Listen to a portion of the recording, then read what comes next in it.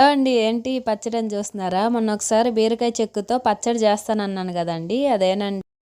ఆ బీరకాయ చెక్కు పచ్చడైతే వేడి వేడి అన్నంలో వేసుకొని తినండి. టేస్ట్ అయితే చాలా బాగుంది. అన్నంలోకే కాదండోయ్ దోసలోకి గానీ చాలా బావుంటది. అది ఎలా చేశానో మీరు చూసేయండి. వీడియోలోకి వెళ్ళిపోతారండి. ఫస్ట్ అయితే కడాయి పెట్టేసుకుందాం. కడాయి పెట్టేసిన తర్వాత కొంచెం వేడెక్కాక ఆయిల్ కొంచెం పోసుకొని, ఇంకా వేరుశనగలు అయితే కొంచెం వేసుకొని బాగా వేగనివ్వాలి. వేగిన తర్వాత అది తీసి ఒక ప్లేట్లో తీసి పక్కన పెట్టేసేయాలి. పక్కన పెట్టేసిన తర్వాత ఇంకా టేస్ట్కి తగ్గ పచ్చిమిర్చి అయితే వేసేసుకోవాలండి. పచ్చిమిర్చి వేసేసిన తర్వాత ఇంకా బీరకాయ చెక్కు బాగా శుభ్రంగా కడిగేసి అందులో వేసేసుకోవడమే.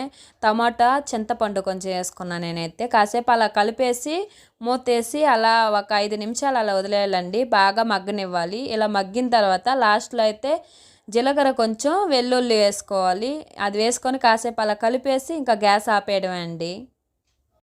కాసేపు అలా చల్లారనివ్వాలి. అలా చల్లారిన తర్వాత ఇంకా మిక్సీ గిన్నెలోకి వేసుకొని టేస్ట్‌కి తగ్గ ఉప్పు అయితే వేసేసుకోవాలి. అలా వేసుకొని ఇంకా ఎక్కువ మెత్తగా గ్రైండ్ చేయకుండా కచ్చా పచ్చాగా గ్రైండ్ చేసుకున్న తర్వాత ఇంకా తాలింపు కోసం అయితే రెడీ చేస్తున్నా అదే కడాయిల్లో. నూనె వేడెక్కాక ఆవాలు, మినపప్పు, శనగపప్పు, 2 ఎండుమిర్చి, ఇంకా జీలకర్ర కొంచెం వేసేసి కరివేపాకు, 2 వెల్లుల్లి వేసుకొని అలా కలుపుకొని ఆ తాలింపు అందులో వేసేసుకోవడమే. అంతేనండి. టేస్ట్ అయితే బాగుంది. మీరు ట్రై చేయండి.